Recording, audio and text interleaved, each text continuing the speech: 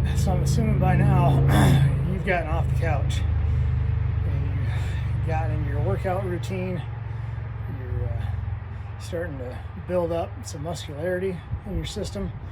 Your body's not hurting as bad as your first workouts have been, and now you're ready to move on to what I would call intermediate workouts. So you're moving past body weight exercises. You're ready to get out, like Mick says on Rocky, let's get back to the old gym, get some blood, sweat, and tears going. You're ready to push into that. So this is where we want to start doing our outside workouts, your hard hiking, or harder hiking anyways. You don't want to overdo yourself, as always. It's better to start slow and end strong.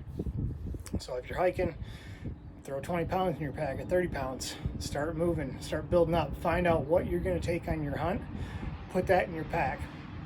In boxing, we have a saying, train the way you fight and fight the way you train. If you're used to carrying around the same gear that you're going to hunt with, your body's going to get used to that. You don't need to throw a couple of 25-pound weights in your pack and go walking around up and down stairs, up and down hills, whatever. Put in what you're actually going to carry, because that is going to mimic exactly how your pack is feeling, because that's what you're going to be taking with you. This last bear hunt that I got ready for this spring out in Idaho, if you guys watched that video, I only found out a week before I was going that I was going on the trip. I'd known my buddy was going for a couple of months, and of course I wanted to go, but I didn't think I was going to be able to make it, and so I didn't even bother. I didn't even train. I had maple syrup going, but when I got that go, I started throwing my pack on every morning. I'd get out there, even though I only had a week, get my body used to it. Just start out with a light pack, did that a couple times, started adding weight. Pretty soon I was throwing my gun in there. I think my last hike was within 5 pounds of what I actually carried. And the only thing I didn't have was the stove and the gas and maybe some of the food. So, and then the day that we left, I did a 2-mile run. That was the only run that I did. That was the only cardio that I had going. I was just getting up and going on hikes because I had so many other things to do. That was the only thing that I could do to get ready. And while not in the best shape I was ever in, it definitely helped out. It helped my body get used to wearing that pack. And then of course we had a 3-day drive to Idaho via Montana. And, so my body was able to rest and recover. We were able to get out and hit it hard.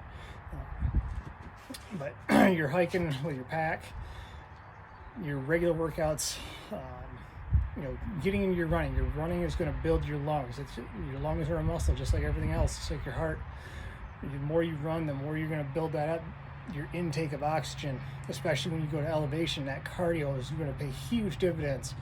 And so I know there's a lot of strength training nowadays to get stress, and you need both.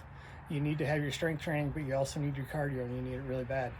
If you can go out and do 2 miles, and I'm going to say for the intermediate workout, I'm going to say 2 miles in 20 minutes, bare minimum, to even be really considered in that intermediate group. I just did a 2-mile run today, and it's only the second one I've done since I got back, I think, from the bear hunt in May. It's now July. And I came in at just under 17 minutes. So not too bad for the second run, but I've been doing some workouts, doing the squats and the lunges, push-ups, and so my lower body is building up, and my lungs are building up. No, I take that back. I did do some other runs. So this is like my 5th run since May. So, but either way, not bad. So this is where the Murph workout and the Spartacus workout that I mentioned in the beginner video of Elk Fitness. This is one of my favorite workouts, the goblet squat.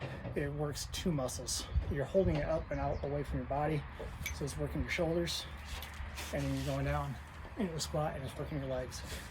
And the goal is to do, generally speaking, as many in a minute as you can. I usually do them in sets of 25, and the same thing with lunges. I found out today 25 lunges, 26 lunges, so even on both legs, is about 55 seconds for me. So, 28, maybe 30 if I really pushed it. Of course, that was towards the end of the workout. But throwing your weights on, doing some push-ups, just getting as much of that strength and cardio training as you can, and building up. get in these longer runs. 2 miles is the lower end. If you can get up to 5 miles, that would be the intermediate top end, I think, where you're doing that and keeping that under 10 minutes per mile. And you keep running and start building up. You know, it's middle of July for me, so I realistically only have 6 to maybe 7 weeks before I have to leave. And so that's, after that, I'm into scouting and guiding and hunting. So it's no longer working out, it's being right in the field and going after it. So, you know, keep out there and come up with your own workouts if you need to. Keep up with the jump roping. The boxing is another one you can get in. This is where, once you've gotten up off the couch and you're starting to work out, and especially once you start running, you get into those 1-2 mile runs. Boxing and kickboxing will also help add to your cardiovascular. It's an anaerobic and aerobic workout all in one. Sorry, there's bugs around. And, start off with a minute round, minute break. Do 3 of those. Take 2, 3, even 4 minutes off. Recover. Repeat it, and just start slow. Work on technique. Technique is what's going to keep you from getting hurt. You know, watch some videos. Tony Jeffries has a lot of really good boxing videos on working out, basic all the way up to advanced, and he's just got a lot of really good advice that me and some other friends have learned a lot from. Of course, every time I decide to do one of these videos, it's got to get windy, so I'm hoping you guys can still hear me. But get a punching bag. They're not very expensive. You can find used ones on Marketplace, on Facebook, on Craigslist, or even going to Dunham Sports. Lying there less than $100. Some of them are 50 to 70, maybe. Get a 50-pounder. I don't think I go with 70. They're just hard to move around. But 50-pounder, hang it up, start kicking it, start punching it. The kickboxing is, that's one heck of a workout. I tell you what, you'll get in shape fast doing that. But stick with the technique. Work your way up to where you're doing 2 and hopefully 3-minute rounds, and you can do 3 of those consecutive without being completely worn out and gassed, and then maybe take 2 or 3 minutes off. Do that, and if you can get up into that, you know, 6-9 round time period, especially if you can do them all consecutive, you're really getting in good shape. But even if you just break those down, even 2-minute rounds, you know, go 3, 2 minutes off, 3 rounds, 2 minutes off, and 3 more, you're going to notice just your physical fitness go through the roof. It's a great workout, and highly suggest it. I know it sounds funny, boxing for elk hunting, but it is going to work those core muscles, and just always moving around, slipping, working. You get a pound on each hand if you're using 16-ounce gloves. So think about that. That's a pound that you're throwing each time. That's a workout. And then you're hitting 50 pounds and you're moving that with your body. This is where your core comes in. When you twist and you hit something, your abs down here, your obliques are working to push that weight. And so that's strengthening everything around your waist and in your lower back. Planks are another good workout for your core. Side planks as well. You get on your side, it really works the obliques. And try to hold them for a minute, maybe 2. If you're getting really frisky, maybe go for 5. That's a pretty hard hold.